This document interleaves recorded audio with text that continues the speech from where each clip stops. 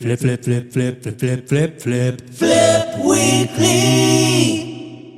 Hello and welcome to the Flip Weekly podcast. My name is Matt. I am your host. I'm here to talk about reselling, trying to find some items in thrift stores, garage sales, Facebook Marketplace in order to sell for a profit. Now, I've got a lot to talk about this week. We're going to go over a Forbidden Marketplace item. I'm going to tell you about the results of running my first ever 10% off sale. We're going to discover that there's a Japanese Walt Disney, and we're going to see a lot of items picked up in the thrift store this week for over $100, plus one that could sell for anywhere between $300 and $2,000. So we have all of that plus plenty more. But man, how was your week? Because my week was absolutely bonkers. I haven't been able to sleep. I'm not even kidding. I haven't been able to sleep because of a Facebook Marketplace pickup that I cannot talk to you about. Now, this is what is the most frustrating part, is I want to scream it from the fucking rooftops, because this Marketplace find is the best find that I've ever had. And I guarantee every single reseller that you watch has never had something like this. Think of last year's top 10 finds for the entire year. Add them all up. It doesn't even come close to what this is worth. And I cannot tell you about it. This is so frustrating. A buddy of mine sent me this Marketplace listing. I saw it. I thought, boom, I'm going to get it. I said to my friend, do you want to go halves? Because there is a process involved here. You know, it's not just buying it and then reselling it. It's buying it, doing something with it. Now, I cannot tell you. I can tease, but I cannot tell you because it can put it in jeopardy. All I can say is that I have a meeting tonight. I can't say with who. It's at 1 a.m. Sydney time, and I cannot tell you about it until August. And I mean, like, you just look at the calendar right then. It's March. We have to wait 5 months. Is that right? March, April, May, June, July, August. You have to wait 5 months. I have to wait 5 months. Like I said, me and my friend are in this together. We're exchanging messages saying we can't sleep. That is how big this is. This is so fucking big. And I'm so excited to finally tell you about it in August. I'm not going to tease you all throughout the next 5 months. I'm going to say it here. I'm going to say it once that there is something really, really big happening, and I'm just going to be, oh man, I'm going to be on edge for the next 5 months. I've got a little spring in my step. So, man, while we had that Marketplace find for the week, it took up a lot of my time, right? And it's continuing to take up a lot of my time. It's not going to be a walk in the park. It's going to be a process. That's all I can say. And I guarantee when you see it, your jaw's going to drop, right? I guarantee you've probably never seen anything like this.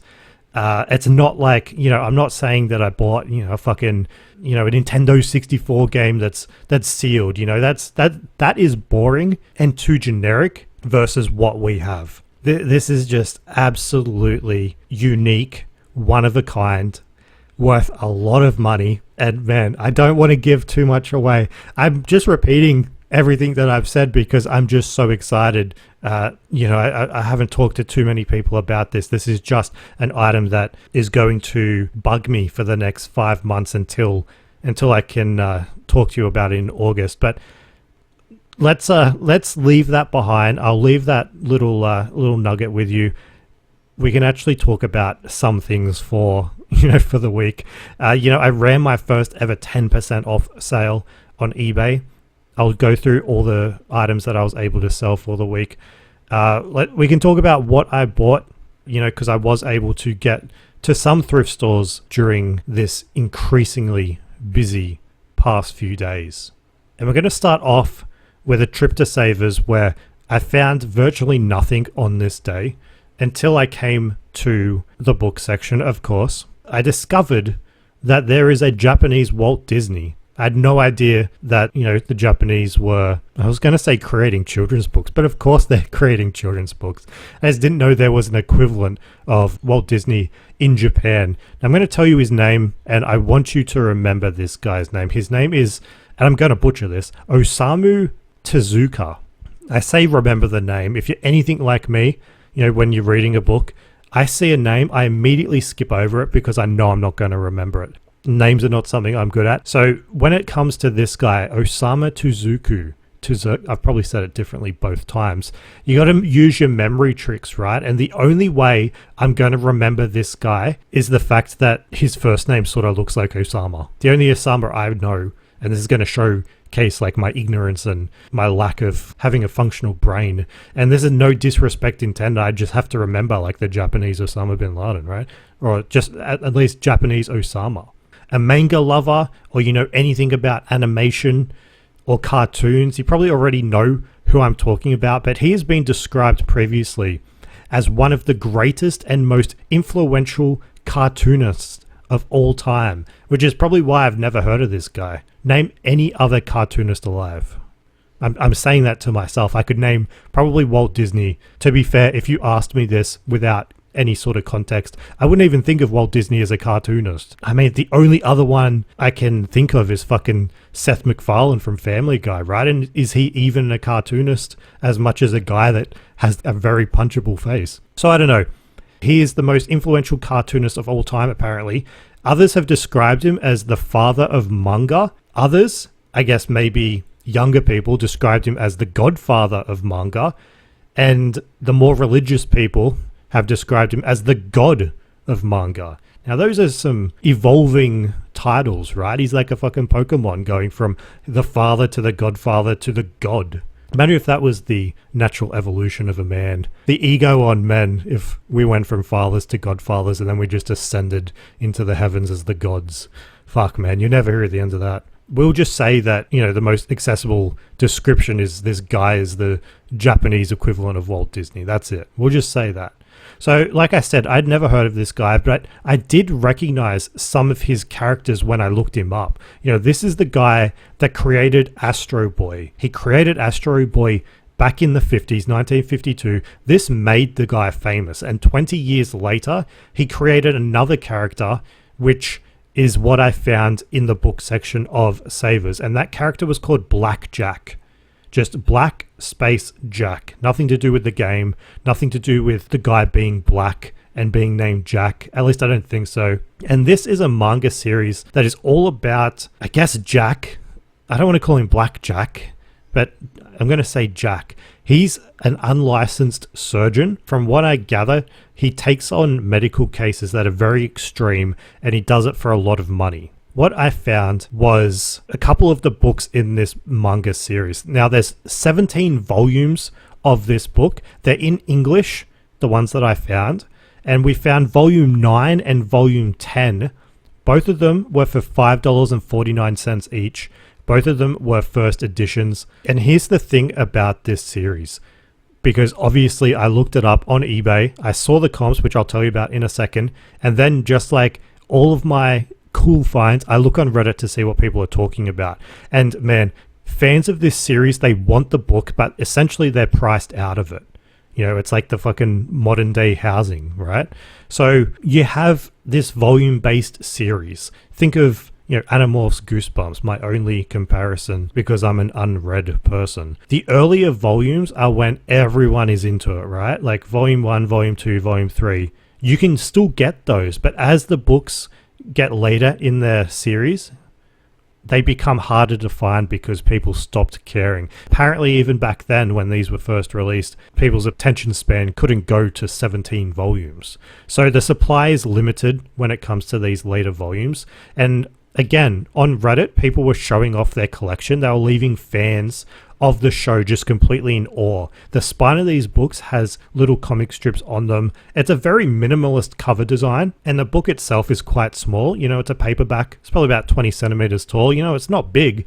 It's like a pocket book. And then there was one thread in particular on Reddit that showed me that this was a legit series. And when I say legit, I mean people actually wanted this and people were going to pay good money for it. So the title of the post was, "Finally, after 5 years, I completed my Blackjack manga by Osamu Tezuka." That's probably the third time I've pronounced it wrong. And this is how the people in the comments reacted. One person said, "Oh my God, congratulations. I hope it didn't wreck your bank account, LOL." And then the person replied, "It did wreck the whole of me." And the other one was like, "Never mind, I just saw your comment, lol again. Guessing you bought one volume at a time." Then the person replied, "Honestly, I went for 5 at the same time. I felt I'd never come across them again." So this very brief interaction between these two people on Reddit told me 3 things. One is that the people that buy this are expecting the series to be expensive. 2, the user basically confirmed that buying these books wrecked their bank account. Now that's bad for them. That's really good for us.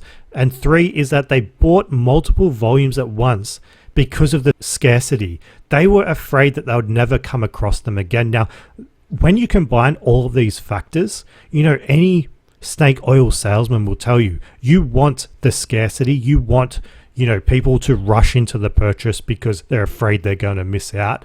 These are all good signs for us. What do these comp up for? So we have 2 manga. We have volume 10, volume 9. We have sold comps right now. Volume 10, $310. Volume 9, $200. Now these prices, they're 100% real. The subreddits back it up. eBay listings and the lack of volumes on eBay active combined with the fact that there's eBay solds, this all backs it up for me. You can see this sort of thing when it comes to, college textbooks or educational, hardcover giant books. You see some people flaunt like I sold this book for $700, not saying that they've held on to it for fucking, 6 years. This is a series that is highly sought after. The fans want it. They're willing to spend money on it. The fans are saying on Reddit that they will never be able to afford all of the volumes. Between 1 and 4 are still in circulation. They're still printing them for some reason, but everything else out of print. And obviously the higher the volume, the more that you pay. There was one user on this subreddit that posted his collection, and he said that he paid $400 for volume 15. This is apparently like the elusive volume 15. Everyone has a hard time trying to find volume 15. He paid $400 for it. That is like almost 600 of our Australian dollars. And that's just for one volume. Now, this feels a bit surreal because these are people's holy grail items. We're finding them in a fucking thrift store for $5 and we're listing them up for hundreds of dollars. But I assure you, this is all real. Popular series, out of print. People are willing to pay, even though they're like, I don't want to be spending, hundreds of dollars, but that's what it takes to get this book, my favorite series, into the collection. And considering this guy has been described as the Walt Disney of Japan, I really don't think the series is just going to disappear. It's going to be around for a while. People are still going to be looking into, this guy's work. I don't know exactly how popular the series is. Like, I don't know if, 100,000 people have read it. I don't know if they're going to make it into a television show. Astro Boy is fucking massive. This is obviously not as popular. I think the guy also did, is it Kimbra or Kimber? Like the White Lion? Whatever that's called, the guy did that as well. So this guy's not going anywhere. His work is not going to get anywhere. And if this isn't that popular today, as more people discover it over time, surely it just, becomes more popular and more popular. Anyway, we paid $10 for both those books and they're listed up on eBay right now for a combined $600 fucking dollars. And yes, people are watching them. People have viewed them. There's active listings for both of these volumes and the supply is so limited that, somebody's going to fucking pick these up. And it'll just be insane when they do because we paid $10 and we're going to turn it into $600. Thank you to Mr. Osamu Tazaka. Probably the 4th time I've pronounced it wrong. So that was in the Savers book section. Like I said, I didn't have much luck in that Savers for the day. I checked another one out though, and what do you know, I got lucky in the Savers knickknacks. Now, this is something I've picked up before. The reason I picked it up this time is because I've never made a video about it, so I just wanted to buy it to make a video. But look, most of the time the knickknacks are junk. You do score there over time, and we found something I've picked up millions of times. It's a goddamn cruise ship resin model. I guess thrift stores haven't really learnt that these things are valuable, or maybe they have a tiny bit because this one was priced at $14.49. which is the most I think I've ever paid for one of these. It's a model of a cruise ship, like 30 centimeters long, quite heavy. Apparently it's I don't think it's like a 1-to-1 replica or whatever it is, 1-to-32 replica. I mean, if it was a 1-to-1 replica, it'd be like a full-size cruise ship. But I don't know if it's, exactly to scale. That's what I'm trying to say. But they look cool to collectors. I mean, I know collectors buy this sort of shit all the time. And when I saw it for $15, I knew I'd be able to make decent money with it. I looked at the active listings. There was two. There was one that was in the $60 range, but it was on auction. And I could see that there were 6 sold listings. So we only had 2 active, 6 sold. There was a couple there that had sold for $94.95. So I felt comfortable enough to buy it for $15 to list it up for $100. And that actually did go on to sell within 2 days. And it was off to the UK. Some cunt paid $80.39 in VAT and postage to get this. So they spent almost $170 on this fucking thing. I paid $15 for it. So, I've banged on about these cruise ship resin models enough times that I'm sure if you see one out in a thrift store, you're definitely going to be picking it up. It would be cool if these showed up at a garage sale. Just imagine a collector getting rid of all of his shit and he's offering them for like $5 each and you just get, 30 of them. That'd be a good fucking payday. But yeah, these cruise ship people, they love to buy this stuff. I don't know why. Reminisce on cruises gone by, perhaps. I've only ever been on one cruise and everyone that was on there was, older than me at the time. So these are the people that are buying them. They're older. They have more money than us, than us young people. And if you find these things, always buy them. I guess the benchmark now is $15 because, like I said, that's the most I've paid for one of these things. Maybe they'll just keep going up. I don't know. But anyway.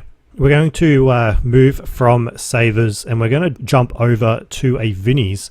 Now, it's been a while since I've found like a single DVD that has crossed my threshold of being worth at least $100. This week we did, and the DVD is called Camp Laszlo.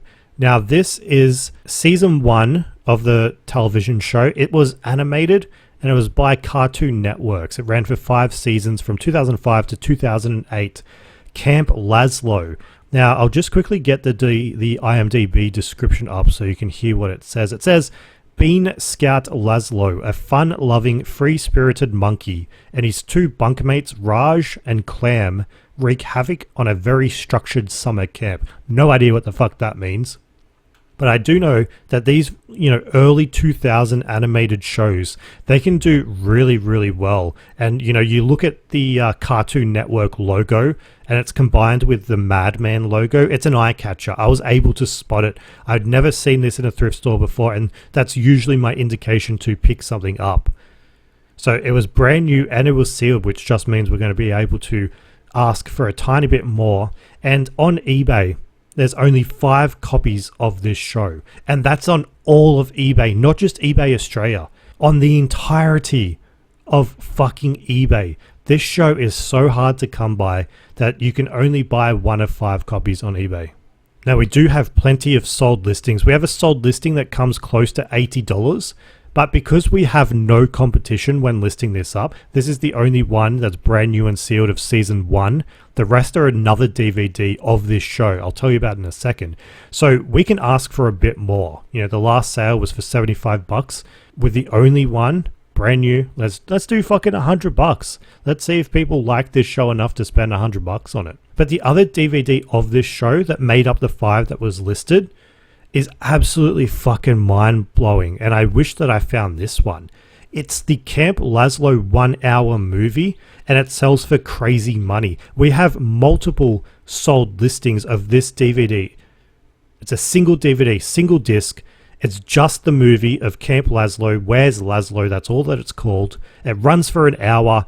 Sold $469 just for that fucking thing. Now, when I was in Savers and I saw that this movie sold for $469, you best believe I went through every single fucking DVD trying to find this. And this isn't an anomaly either. It's selling on auction for hundreds of dollars. We have active listings, all just under $500. So, of those 5 active listings, majority are the single DVD, not the season. So we're coming in hot with one of the cheapest Camp Laszlo DVDs, and this is a reminder, Cartoon Network, those old animated shows, keep an eye out for them. I look for the Cartoon Network logo on the spines, on the fronts, and if it's a animated show I've never heard before, chances are it's going to be worth a bit of money. So add this to your, I guess, your must-find, must-buy list.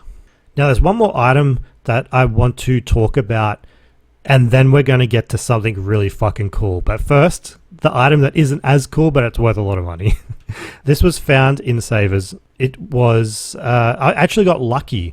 It was a Monday afternoon, close to 5 p.m. There was in the electronics section, there was an LG VHS player, and directly underneath it, it was stacked on top of a Panasonic DVD VHS combo. Now, you know these do well. The VHS player was $7.99. It came with the remote. The Panasonic combo player didn't come with the remote. And you know what? When I was looking up the sold listings for this stuff, the VHS player by itself was comping up more than the combo. And I thought that was a bit weird. Usually for the combos, you can get a bit more. But I guess, LG being a bit of a better brand, it has the remote. So I was mulling it over, and I thought, I'm only going to buy one of these. I don't want to get both. The fact that I was at the back of the store and I didn't have a basket and I didn't want to carry them was mainly the reason why I didn't want to get both. I thought, at least if I get one, I can, carry it. I won't have to press it up against my clothes and get them all fucking dirty. So I opted to get just the VHS player. I left behind the combo unit. It might still be there to this day if you want to duck out there and get it. And the other thing with the combo units is I've had some bad luck recently with them where I would test them out, and you start with the DVD portion first, because you would think that would be more reliable and wouldn't work, but the VHS part would work, or the VHS wouldn't work, the DVD part would. It just got so frustrating. So I thought, when it comes to gambling, gambling analogy, you want to do outright betting on things. You don't want to create your multis, because the gambling companies want you to create the multis because the odds of you winning significantly drop. That's why all of their fucking marketing is about creating multis. Same game multis. How many times have you heard that? How many times haven't you heard bet outright on this one market? They don't want you to do that because you only need to be right once. So I'm a gambling guy. I don't want to create my multi here in the thrift store. I don't want to, get the VHS player. Sorry, my brain's all over the place.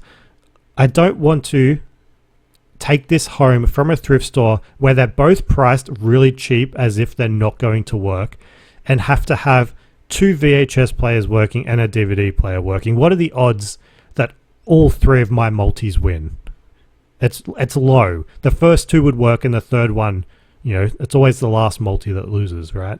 So I just get the VHS player. I do my outright bet.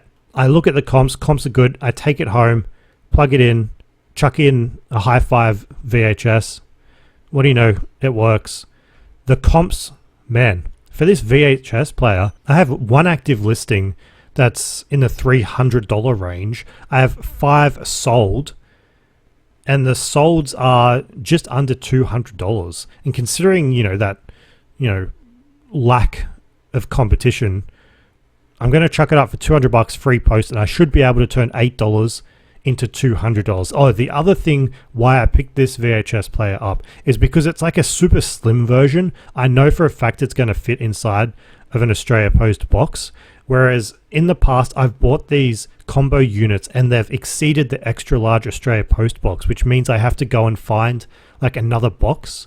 That doesn't sound that hard, but when you want to do very little work to make money, adding find a box onto your to-do list is just, I put that in the too hard basket. So I know that this is going to be able to ship off. It'll probably ship for $20. So it'd be maybe $150 profit.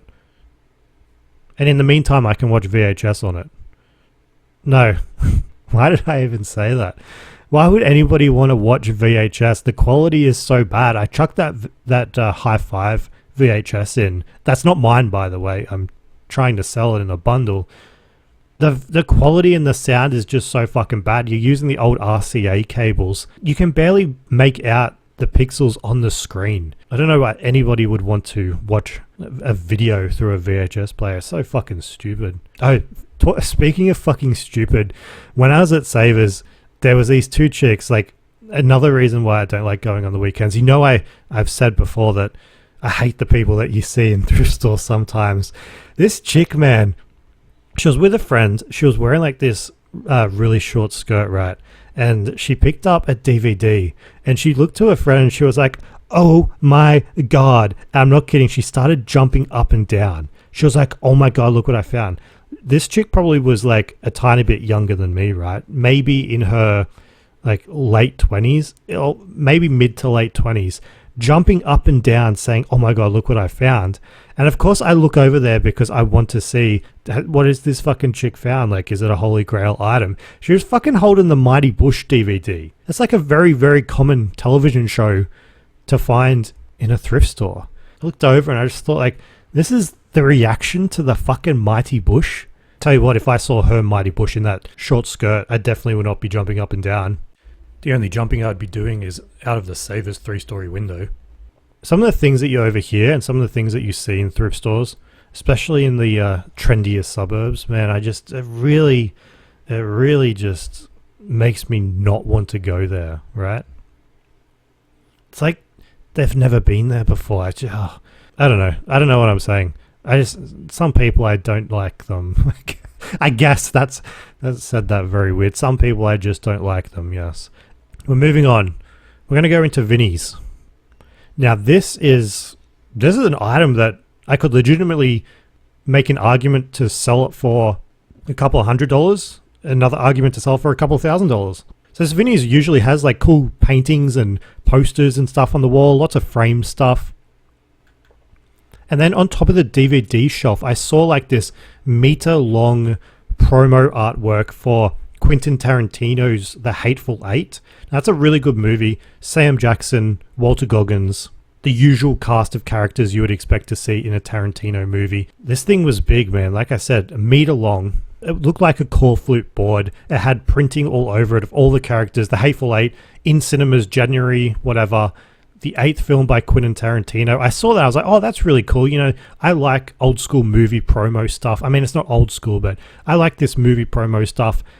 There's one at the moment. I don't know if you've seen it in online or in cinemas. It's the Project Hail Mary, like cardboard cutout with Ryan Gosling inside of the spaceship. That looks really fucking cool. That movie's coming out soon. I really want to see it. I know people on the Project Hail Mary subreddit have talked about wanting that cardboard cutout in their own homes, and the only way you can get them is like by talking to the cinema staff, and hopefully they're cool enough to, you know, give it to you. But the movie promo stuff, if you're like a diehard fan, is something that you want to add to your collection. So I saw it, I was like, oh yeah, I might get that. Like, I probably wasn't thinking I'd get that. I thought, like, well, it's cool enough. It's a meter long. It's probably going to be a pain in the ass to ship. Like, it's just a core flute board. It's like a meter by like not 50. Yeah, maybe a meter by 50. It's like a long rectangle. But when I got a bit closer to it, I could see some scribbling on the board. So I took a bit of a closer look. I can see a signature. I'm like, what the fuck? Like, whose signature is this? My mind immediately goes to Quentin Tarantino. You know, the heading at the top of this board said the 8th film by Quentin Tarantino. Maybe he's signed this? That would explain why Vinnie's has priced this up at $50. And look, some might say that, like, okay, you find a Quentin Tarantino signature on a core flute board in Vinnie's, it's obviously fake. Now, trust me, I want to find a reason not to buy this because I don't want to spend fucking $50 in Vinnie's. I've said time and time again, I want to find something for $1, sell it for $100. I don't want to buy something for fucking $50. So here's what we need to do. We need to work out, first of all, whose signature it is. So I Google Quentin Tarantino's signature and I find the official Wikipedia page and I can see what looks like. I mean, it doesn't look like Quentin Tarantino has written out his name in cursive like the rest of us cunts. You know, when you're creating a signature for the first time, I know for me it's just like M dot and then my last name. Nowadays it looks nothing like my actual name.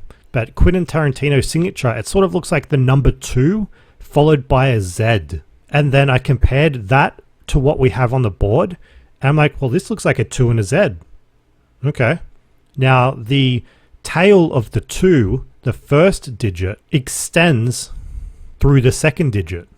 Now, it doesn't do that on the Wikipedia signature, so I'm going to check out other authenticated versions of his signature, of his autograph, to see if he has done that previously. And what do I find?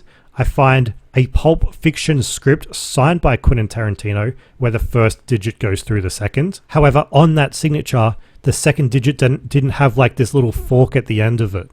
So now I need to see if I can find a signature that has the first digit going through the second digit and then has the little fork on the end of the second one. Now, this all might sound a bit confusing, but really all we're doing is trying to find an identical looking autograph. Really, that's all that autograph people do.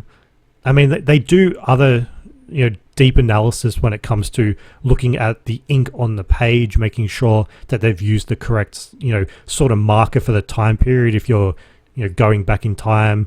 I saw this interesting video literally yesterday, and it was somebody with a Beatles signed guitar, just a regular guitar with the Beatles signature on it, and they wanted to get it authenticated. They thought that they had like a really, really unique item. If it was real, worth like, I don't know, $500,000, they had the person look at it to authenticate it. The way that they discovered that it was not real was the type of pen. Like the type of pen, they were able to determine just on the type of pen. Like that's crazy. So really, the step 1 is just matching the signature. Now, the next step after that, because I was able to find one that looked exactly the same. It was a Once Upon a Time in Hollywood signed script, and the signature literally looks identical. If you want to see photos, go to flipweekly.com, check out the newsletter. I need to see if Quentin Tarantino was even in Australia. When was the last time he was in Australia? Would he have even gotten a chance to sign something like this? And the answer is yes, because that is easy to find out with Google. He was actually here for the premiere of the movie in Sydney. So that's a tick for me. And then the other tick for me is the actual item. It's a promo board. Now you have to think like, who is going to have access to this promo board? And you would think it has to be some sort of like staff member or employee. And then I think like, could they have gotten close enough to Quentin to get his autograph? And I think, sure, why not? Now the counter argument to that obviously would be they could have just stole the sign, forged the signature, whatever. With everything that I have, that it's real. I'm confident it's real. And to summarize the 4 points, the autograph matches up. It's not a printed signature. It's written in marker. Quentin was in Sydney for the premiere of The Hateful Eight, and the promo board must have belonged to someone associated with the film in some capacity, and that extends to, just a regular cinema employee. So now I'm buying this for $50. I'm getting it home, and I think, comps. What do we do for comps? It's anyone's guess, really. You can ask for more money if you can get the autograph authenticated, but here in Australia it's a bit tricky because the more respected companies, they're all based in the US, and the fee for getting the signature authenticated, it's small. It's like $30 US, but what you're paying for, or what I'd be paying for, is the fucking shipping, and they don't accept photographs. You need to actually ship the item there, and this core flute board exceeds Australia Post's maximum length. So I'd have to use a private freight company, and that is just, it's a pain in the ass. It's not impossible, but it's a pain in the ass. But with that said, like a certificate of authenticity, it's not a legally binding contract. It's literally just that company saying that they looked at the item and they deemed it to either be like real or fake. Well, it would be real. They wouldn't deem it to be fake. They wouldn't give you a certificate that says it's fake, right? Like I could literally create my own Flip Weekly certificate of authenticity, right? Anyway, I can't do that. I'm not going to do it. I can't get it authenticated, but I believe it's real. So let's do the fun part. We're going to look at some sold listings, and we're going to start off with toys. Quentin Tarantino signed toys. When I say toys, it's sort of in quotation marks. They're 2 Funko Pops. Man, It's sort of like a sad state of affair that Funko Pops are the new toys and they're never taken outside the fucking box. So these are 2 Funko Pops. First one was sold 26th of February, not too long ago, $1,900. 28th of February, $1,200. So they're 2 Funkos signed by Quentin. The next, let's take a look at some scripts. Scripts signed by Quentin Tarantino. There's 3 here. 780, 740, 625. They all vary. Like there's Pulp Fiction, there's different movies. They're all between $500 and $800. And then we move on to photos. And I don't know who would be buying these photos. Do people put them in their family like photo album, or do they frame the photo and put it on their fucking work desk? I mean, I have a photo of me and my partner on my desk. I would not put a photo of fucking Quentin Tarantino on my desk. It's a bit weird. Anyway, the photos, 618, 586, crazy amounts of money, right? And finally the posters. We have a signed Pulp Fiction poster from Quentin for 700. We have a Quentin Tarantino Death Proof promotional pre-sale poster. Now, this is more along the lines of what I have. A pre-sale poster, promotional poster, except this signature is printed on. It's not his actual hand-signed signature. This sold for $312 in January. So none of these listings are very consistent. And to be fair to like Death Proof versus The Hateful Eight, they're not exactly in the same league, right? Like The Hateful Eight is like a much, much better movie. So yeah, there's a few question marks here. Like I only got this item on Tuesday, so I'm a bit unsure as to like what to do with it.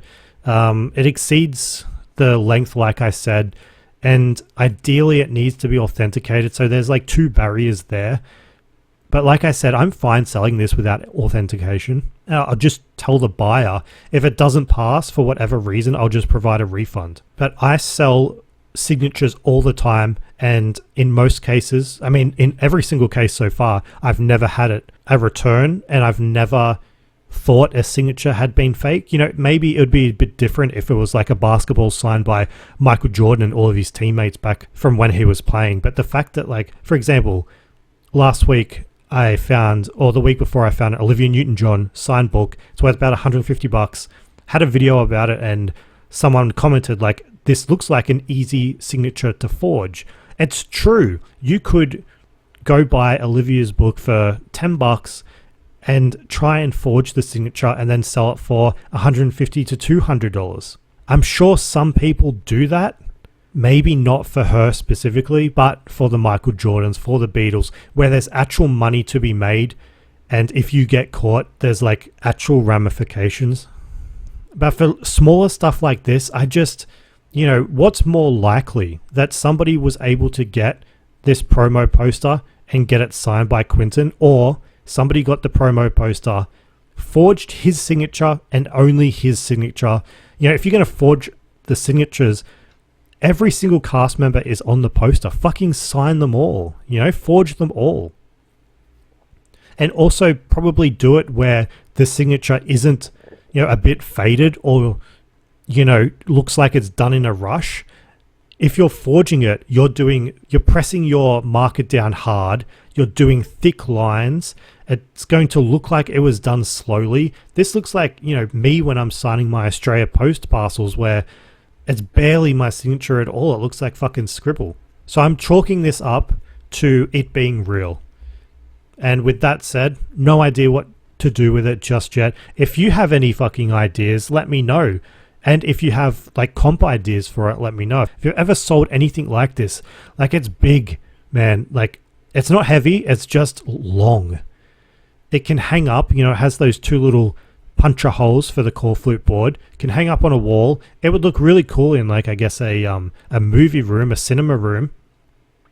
I'm sure there would be a Quentin Tarantino or a Hateful Eight collector that would buy this. It's just the process of getting it done. I can use like a pack and send company. You know, you just take it to them and they get it all done. But then the eBay side of it, if I chuck it on eBay, what do? You chuck it on freight and then tell people if, you know, contact before buying so I can work out a quote. Maybe maybe that's going to be the way to go. I did, funnily enough, contact Cash Converters because I was like, I wonder if they would buy something like this and I could quickly flip it from like 50 into, I don't know, $200. But they came back being like, no, we don't. But if you have a Nintendo 64 to sell us, we'll take that. That's literally what the email was like. They were like, no, we don't take this sort of stuff, but sell me your Nintendo. Even though I never mentioned a Nintendo. Anyway, that could potentially be $50 into, oh, man, if I was to list it up on eBay, $500. Could I try for 1,000 just to see what happens? I don't know. Man, I'm very rarely lost in terms of direction for an item. I need to think about it. But that's everything that I bought for the week. If you want to see, well, no, it's not everything that I bought for the week because that fucking forbidden marketplace item that would leave this core flute board in the fucking dust was purchased. But I can't talk about it. But if you want to see photos of not everything, but mostly everything that I bought this week, go to flipweekly.com, check out the newsletter. All the photos are in there. And we're going to move on to what I've sold for the week. So because this was an expensive week for me, I decided for the first time in my reselling career, I was going to have an eBay sale. Now, why had I not done this before? It's because simply I didn't have an eBay store. For real, like everything that I did on eBay was done under my own account. Several times, like over the past 24 months, I did the maths to see if I would be able to save any money by paying for the store. You know, the store subscription is like $25 a month. I worked out with the amount I was selling that I would essentially break even on the final sale fee. So I was like, it doesn't really make financial sense to pay for that when I'm not using any of the other benefits. The only thing I would ever use it for would be to run the sale. But when you're buying items like I do, you know, I try to buy one-off items, things that are a bit rare, a bit unique. I'm thinking like, why should I give people a discount? You know, I wish the send offers wasn't even a thing. I don't want to be sending through offers or letting people use coupon codes or, you know, buying something 10% off. You know, I'm checking out the items worth on eBay. I'm doing my research. I comp everything up. I have my finger on the pulse of what I think is valuable and what's not. So I price things up at what I think it's worth, and why should I, you know, give somebody a discount for that? Anyway, I wanted some money. I ran a sale because I wanted some fucking money.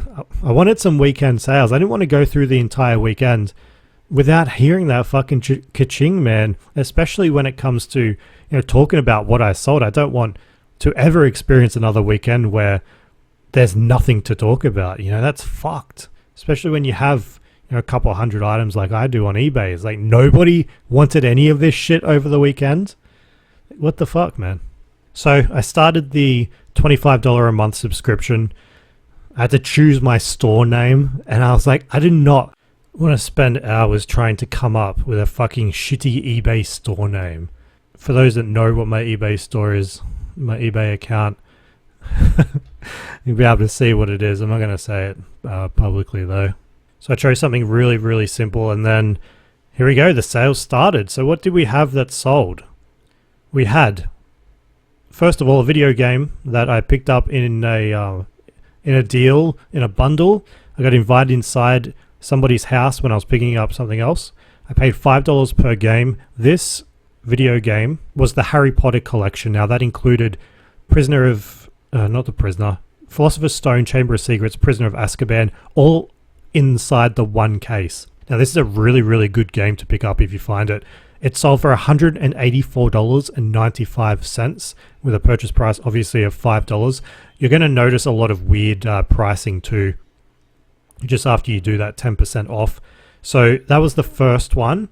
The other one that sold, like I said to you earlier, was the Pacific Jewel cruise ship resin model.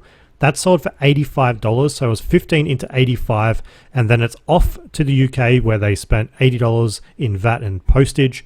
That's a lot of money to spend on fucking fees and post, right? The next was a sports jersey, and this one looked a bit different. It was a Sydney Kings crossover jersey with Space Jam from 2021-2022. If you know the regular colors and features of like a team's jersey and you spot one that looks completely different, whether it's like a different color or it has like a print of, in this case, a fucking Looney Tunes character on it, you should always check them out because they're most likely on sale for a very short period of time, and that makes them worth a lot of money. This was $9 into $80 on Facebook Marketplace.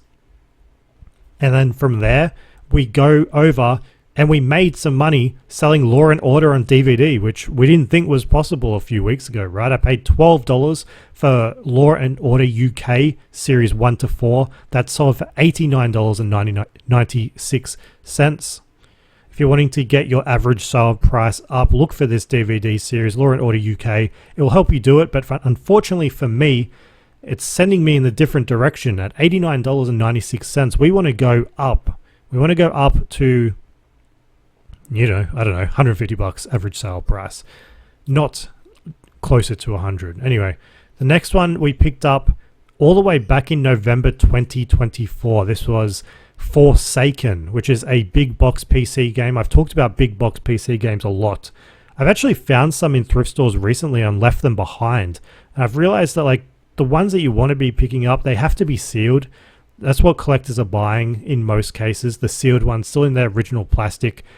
And you want like a big marquee game. The smaller ones don't seem to do as well. They're more like just fillers on people's shelves. So you want to be finding the titles that are AAA titles, like Diablo, StarCraft, Duke Nukem. And if they're sealed, you're going to get paid. And you could even grade them. People are grading these old big box PC games. We have some sales of, for example, StarCraft big box that sold for $2,300. And then we have Duke Nukem sealed that sold for like $600. There's big money to be made in this stuff. And if you grade it, for example, somebody graded the Duke Nukem and it sold for $2,300. So it's all there for you. If you're going to be buying big box PC, unless it's a really, really good title, try and make sure it's sealed and make sure it's a AAA game. None of this like Forsaken like I just bought. I'd never heard of this game before. Came out in 1997, so I was fucking 5 years old. I wasn't wasting my life on a computer back then. Then we have a Pokemon game. Of course, Pokemon's going to sell when you're having a sale. This was Pokemon Pearl. That sold for $71.95. I got this in a bundle when I bought out somebody's entire Pokemon Game Boy collection. Really, really cool. That was fun doing that. Met the guy at a McDonald's. Got myself a frappe, if that's what they called. So yeah, that sold for $71. And then the next item, man, this was a new sort of category for me, and I almost walked straight past it when I saw it in Vinnie's for $8. It's a glass mug. Now, I walked past this until I saw the fucking logo, and I think I talked about this on a podcast previously. It is the Starbucks China exclusive 2021 iridescent glass mug with lid. Basically, it's a mug that's glass with a lid. Sort of Christmas themed, has a Starbucks logo. That is sold for $80 just for a fucking Starbucks mug. It comped up at the time for around $100. That's why I bought it. But again, it's $80, so it's dragging our ASP down. Just a bit annoying. Other people don't buy this stuff because it's annoying, to ship. Some people see glass and they just think, I'm not going to deal with shipping glass. But at the same time, man, chuck it in fucking bubble wrap, put it in a box, fill it with some butcher's paper and ship it off. Like, that's not that hard, man. Like, you'd think if glass was always going to get ruined, you would never move, right? Or every time you move, you would have to buy new glasses. I've moved how many fucking times in the past 5 years because of this dumb fucking rental bullshit. And I don't think I've ever needed to buy new glasses. Like, I don't think anything's ever broken. And you best believe when I'm packing up my cheap as fuck IKEA mugs, my IKEA glasses, I'm not putting any effort into them whatsoever. I put more effort into shipping this stuff. So anyway, I've probably said before, like, I don't want to ship off glass. So I'm being a hypocrite right now, but really, I don't want to ship off anything. I'd love to get paid for doing nothing. If people could just buy my stuff and they're buying nothing, that would be good. Be like back in the day when I was selling Habbo Hotel digital products on eBay. That's when I was literally getting paid for nothing. I'd love to be doing that again. Anyway, we found something else. No, we didn't find it. We sold it. It was really old. It was specifically made for children. And yet when I look at this fucking thing, I can't envision any child in 2026 wanting to use this. It's a 1983 Crayola designer kit for interiors. Again, I might have talked about this on the podcast. It's brand new and sealed. Found it in Vinnie's for $5, and it was really hard to ignore just because as soon as I walked in the door, this creepy girl on the front who couldn't look like she was from the 80s more if she tried, staring back at me with her ponytail on one side of her fucking head. But essentially what it is, it's like a craft set. And I say craft set in quotation marks because this thing doesn't have pom-poms or fucking pipe cleaners that are all colorful. No, it has stencils, it has tracing sheets, it has protractors, that sort of thing.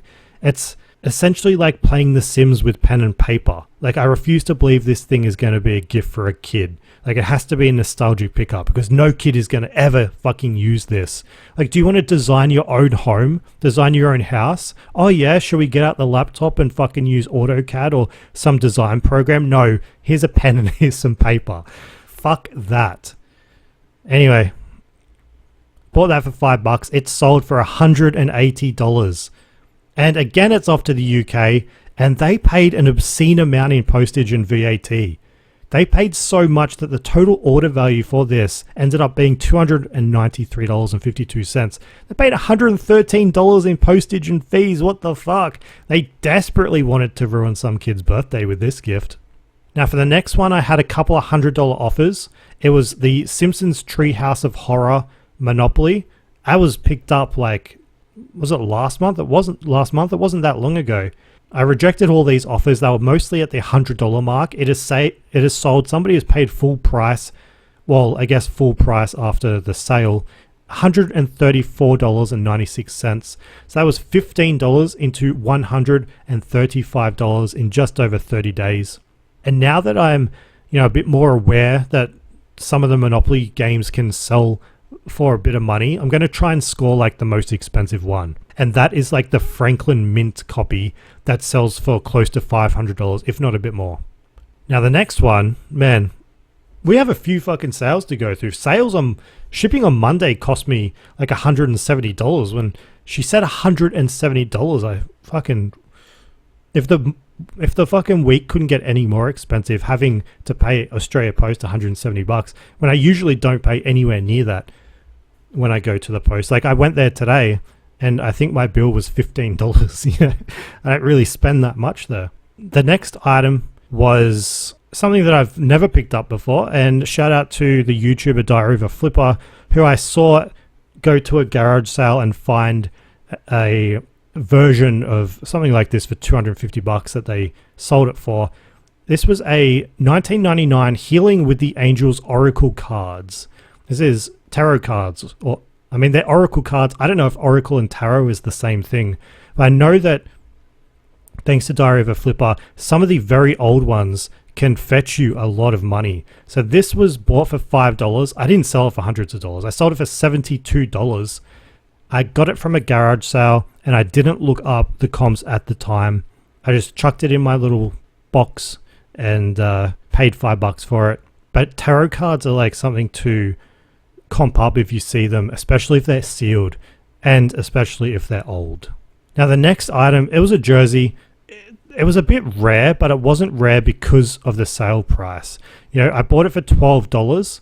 It's rare in the sense that it isn't a professional team's jersey. It was a team called the Sunshine Coast Falcons, and it was a player issue jersey. Now the Falcons are what you'd call like a semi-professional team, meaning that the guys aren't paid a ton of money. They might not even be paid money. They're a feeder club for the pros. That means if you play well enough for them, you might get a call up to go play for the pros. But at the same time, everyone in the team is obviously very, very good. I don't buy small local team jerseys. The market isn't there, at least for me, it hasn't been there. But this team being a feeder club for the professional NRL team Melbourne Storm, I figured if a Storm supporter or a collector saw that this was a player issue, they might value it. And I was right because I paid $12. It sold on Marketplace for $50. And I probably shouldn't out this source, but a lot of these lower level teams, they sell their jerseys on their websites. Like when I did comp research for this, when I first picked it up, I was led literally to the Sunshine Coast Falcons shop page where they were selling these player issued jerseys for like $10 each. You know, the way that they described them too made it seem like the person that bought them was doing them a favor by buying them, because the team was saying like be aware, these are unwashed, you know, these are dirty, these have been worn, so they might not see the value, or the people that are selling them might not see the value. I could have bought them from their website directly, cheaper than I could have got it from Savers. So keep an eye out for, you know, the lower level clubs websites. If you want to do a deep dive, check out every single club in the Queensland Rugby League. Check out their website, see if they're selling any jerseys. You might be able to, you know, arbitrage it, you know, sell it on fucking eBay. We also had a Polly Pocket sale that sold for $107.96, man. They're slowly going out the door. But yeah, that's all of the sales for the week, or at least up until the time of recording. We've had some offers on the Harry Potter book set from last week. I put it on Facebook Marketplace for $500, which was probably a mistake, because it's been viewed like 1,000 fucking times and saved and shared by hundreds of people. So I think that will end up selling maybe this week too. I hope it sells on eBay first, because that would be $20 into $1,000. But if it sells for $500 on Marketplace, so be it. There was a lot of really cool pickups and really cool sales that I've just gone through. But man, my mind, I have to tell you, my mind is still on this forbidden Marketplace item. I'm recording everything in the sense of I'm writing as I go, you know, as I go through the days. I'm also recording in the sense I'm videoing things, because when this thing, I mean, when August comes around and I can finally talk about this, I guarantee you're going to be shocked. You're going to have your mouth fall to the fucking floor, and you're not going to believe how this ends up. Now, I've hyped this up a lot, but this is how confident I am. Like, this is going to be the flip of all motherfucking flips. And I don't say that lightly. You know, we've turned $60 into $1,600 before from a Vinnie's find. This, like, there's not even a comparison. Not even a fucking comparison. So like I said, I have a fucking 1 a.m. meeting tonight to speak to, well, I can't say, but I have a 1 a.m. meeting tonight to talk about this thing. And then, yeah, there's big, very, very big things in the works. I'm very, very excited. I can't wait to finally share that with you when I can talk about it. You can speculate as much as you want. I'm going to be tight-lipped on it, but I'd love to hear your speculations as to what you think I've found on Marketplace that is easily going to be the number one flip for 2026, if not my entire fucking life. Again, so fucking cool. I'm just smiling ear to ear. I'm just so happy about it. I'm so happy that I get to share it eventually with you, and get to share it with my buddy too. You know, one of the reasons why I said to him that, you know, you want to go halves in this is because so much more fun making money with somebody, you know, like with a friend. You know, inviting people into deals, it makes us both money, but it's also a shared experience, and I love doing that. But yeah, I think that's all I've got for you this week. If you want to check out photos, go to flipweekly.com, check out the newsletter, go to our social media on Instagram, TikTok, YouTube, Facebook. I'll probably be posting a couple of videos this week about finds. If you're listening on Spotify, please give us a full 5-star rating and a review. We're currently sitting at 3 fucking reviews on Spotify. Would love for that to go up. If you're listening on YouTube, comment, like, subscribe. Thank you again for listening. I'll see you again next week. Have a great week. Enjoy sales if you're going to them. Signing off now. Flip, flip, flip, flip, flip, flip, flip, flip. Flip Weekly.